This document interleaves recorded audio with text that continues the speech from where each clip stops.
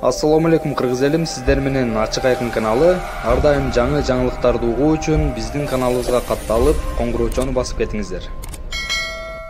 Көзүбүзгө көрүнүп турган Ак үйдүн же болсом 7-кабаттын президенти болбойм эч качан. Мен сиздерге каттуу убада берем. Мен Кыргызстандын элинин президенти болгум келет. Аны үчүн эмне кылыш керек? Жарым ай кабинетте отуруп иштейбиз, жарым ай сиздердин араңыздарда болом. Мен сиздерге жараткандын алдында ушуну гана убада берем. Көпүрөөк урам, үй салам, же башка кылам деген андай убадалар бул мамлекет жасай турган, ансыз эле жашай турган убадалар бар. Биз көптөгөн жылдар бою ушундай сөздөргө ишенип жүрүп, же болбосом шорпо шилеңдин аркасынан кетип, анча-мынча тыйындын аркасынан жетип көргөн күнүбүз ушул эле. Кыргызстанда түрөк кыдырып жүргөндө элибиздин пейилинин өзгөргөнү.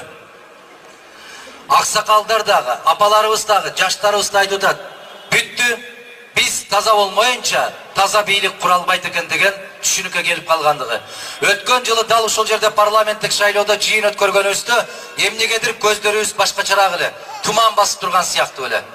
Бүгүн аба ырайында туман басып турат, бирок элибиздин көзүндө кандайдыр бир жарыктык бар, үмүт бар, тилек бар.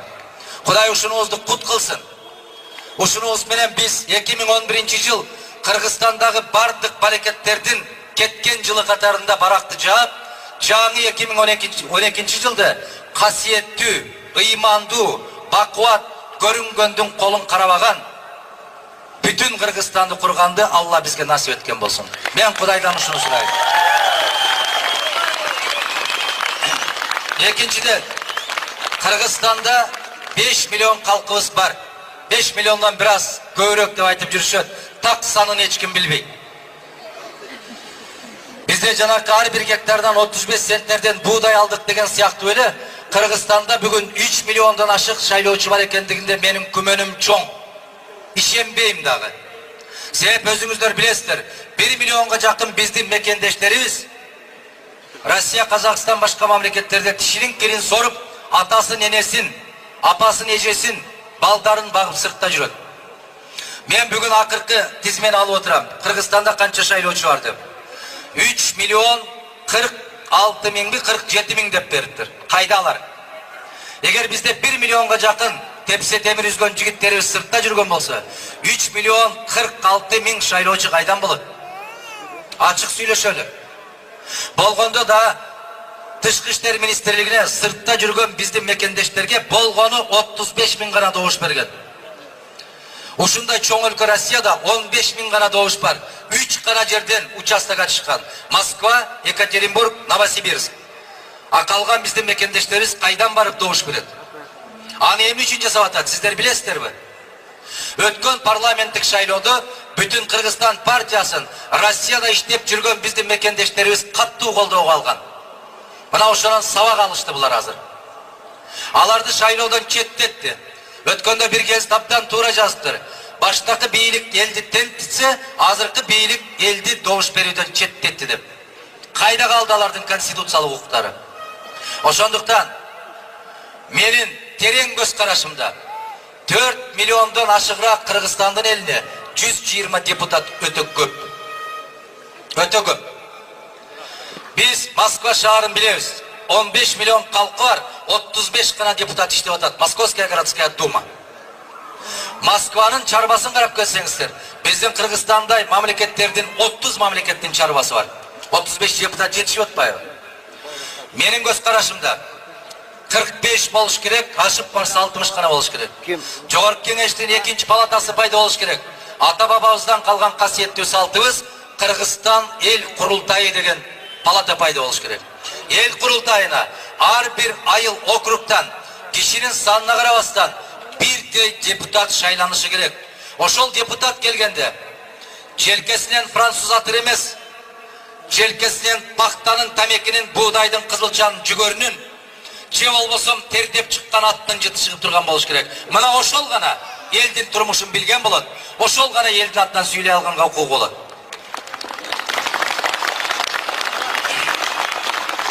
Мен сиздердин карооңуздарга Алладан буйрук болуп, Кудай колдоп, калдайган Кыргызстандын касиеттүү эли колдоп барып калган болсок, 1-93-5 майда 93-жылы 5-майда кабыл алынган конституцияны кайра ордуна коем деп убада берем. Аны сиздер менен акылдашам. Ошол конституцияда бийликтин бардык бутактарынын ортосунда тең салмактуулук сакталган. Президент кандай жумуш кылат, өкмөт кандай жумуш кылат, жогорку кеңеш жана жогорку сот дегендей. Анда бүгүнкү күндөгүдөй Кыргызстанды бөлүп талап алган касиет жок ал конституцияда. Биздин Сары Өзөн, Чүй областыбыз СДПКга тийген, Ош областы СДПК, Ош шаары, Атажурт, Жалабат республика, Баткен республика. Бул шумдукту Кыргыздын ата бабасы көргөн эмес. Мана азыр 2 айдан бери талашып тартышып аткандары кайсыл областка, кайсыл партиянын өкүлү сот болуп барат деп тилишип атат. Токтотолу шайланайындар. Токтотолу. Биздин касиетибизге жарашпайт. Биз бүтүн кыла албай атсак, бөлө албай, жара албай кыйналышып аткандыгы кайсы ата бабадан калган салт бул. Кудай кааласа, Кудай буйруп барып калсак, мен дал ошол эл курултайын чакырабыз. Эгерде ошол депутат шайлангандан кийин, шайланган айылдан башка жакка көчүп кетсе, ал депутаттык статусун ошол күндөн баштап жоготушу керек. Жогорку кеңеш мыйзам чыгаруу менен алек болуш керек. Кыргыз өкмөтүн караңыздар. 300 миллионго жакын Америка бар. Дүйнөлүк экономиканы башкарып аткан сыяктуу. 14 министрлик бар. Бизде 5 миллионго жетпеген калкка 25 министр бар. Кайда барабыз айланайындар?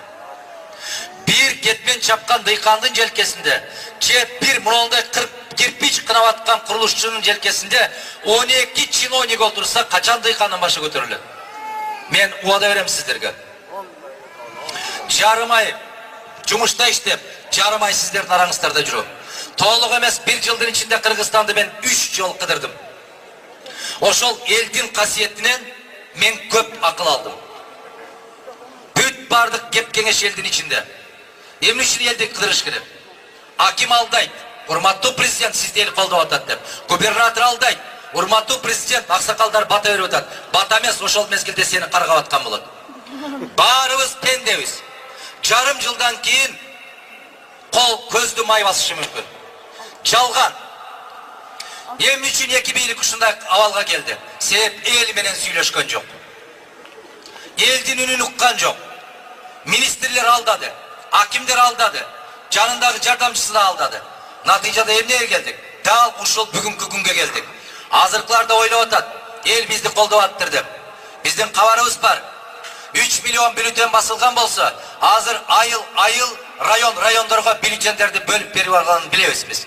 Кошумча бюллетенди чыгарып, жанагы чыгып кеткен 5 талапкердин фамилиясын өчүргөнчө деген шылтоо менен bir kişiге добуш берип коюп аткандарынан кабарыбыз бар биздин. Көздү ачыш керек. Кудайдан коркуш керек. Элдин каргышынан коркуш керек. Бизди Кыргызстанды 2 жолу ушул тополоңго шайлоодогу адилетсиздик жеткирген. Биз сабак алышыбыз керек өткөндө. Мен Кудай кааласа, элдин арасында болуп, келечекте тарыхта Жусуп Абдрахмановдай болуп, Абдыкерим Сыдыковдай болуп, келечекте тарыхта Исхак Раззаков болуп, тарыхта Абсамат Масалиев болуп, тарыхта Султан Ибраимов болуп калгым келет. Ошондуктан мен айтып атам, мен мамлекеттин эмес, мен карапайым калктын президенти болгум келет.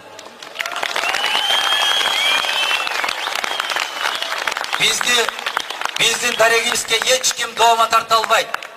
Менин 20 жылдык өмүрүм сиздердин көз алдыңыздарда өттү. Мамлекеттен bir тыйын алып алды деп эч ким доомат кое албайт. Же мамлекеттен bir кирпичин алып алган деп эч ким доомат кое албайт. Биз аркы дүйнөнүн азабынан корккон үчүн ушундай барабыз. Пендесинен эмес, мыйзамынан эмес. Себеп мынол көрүп аткан дүйнөдөгү, жалган дүйнөдөгү рахатка караганда аркы түбөлүктүү дүйнөнүн рахатын эңсейбиз. Ошондуктан айтат, ар бир элдин пейилине жараша падыша берет деп.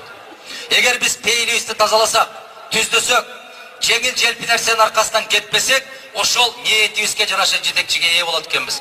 Келиңиздер, пейилибизди тазалайлы. Ишенип коюңуздар, эч кимдин дасторконуна бир сындырым нанды коюп бербейт. Рызкыны жалгыз жараткан өзү берет. Ушуга ишенели. Мен ыйманды бекемдейм деп баратам. Себеп ыймандуу мамлекетте мыйзамы болбосо да жалган айтпайт. Жетим жесир Munjumayevдин карыя картан бейбечаранын көз жашын бөөдө төктүрбөй ишенип коюңуздар. Тескерисинче имансыз мамлекет болсо, мыйзамды алтын тамга менен жазып койсоң дагы эч ким кармабайт. Азыр Кыргызстан ошондой бейбаш мамлекетпиз. Эмне үчүн кошуна мамлекеттер менен биздин сүйлөшүүлөр жүрбөй атат? Себеп жетекчи жок. Жетекчи жок Кыргызстандын атынан сүйлөшө турган. Канчалык айтышпасын, башта айтышты. Президенттик, парламенттик бийликти Мадумаров алып келем деп атат деп. Биз көрдүк эки президентти деп атат. Эмне үчүн булар унутат? Турдакун Усмалиевди, Масалиевди, Разаковду, Абдрахманов, Исакеевдерди. Эмне үчүн унутушат? Биздин пейлибиз бузулган экен. Демек, ошондой эки президентке маңдайыбыз туш болду. Макулсыздарбы? Жооптор кошуп жеп коебуз. Келиңиздер айланайындар, пейлибизди оңдойлу. Ниетибизди түздөйлү. Кыргызстанда таза шайлоо өтөбү деп сурашат. Эгер Кыргызстандын эли таза шайлоону каалаган болсо, таза шайлоо өтөт. Эч ким аны бурмалай албайт. Ишенип коюңуздар. Эртеби кечпи, баары бир актык жеңет. Мен ишенем, жеңиш биз тарапта болот. Себеп биздин пейлибиз ак, колубуз таза, ниетибиз түз. Жеңиш бизде болот, Кудай кааласа. Кыргызстанда мына билим берүү тармагында биздин программада кенен жазылган. 50ден ашык жогорку окуу жай бар. Бирок жалаң билимсиздерди тарбиялап атканыбызды мойнубузга алышыбыз керек. Эмне үчүн бизде таланттуу, акыл эстүү балдарыбыз, кыздарыбыз жогорку окуу жайга келип окубай калып атат. Эмне үчүн? Бир гана алардын күнөөсү ата-энесинин чөнтөгү жука. Ата-энесинин колунда жок. Кимдин балдары окуш керек? Базаркомдун, темир саткандын, терек саткан, жүн саткан, мына ошолордун балдары гана окуш керек болуп калды.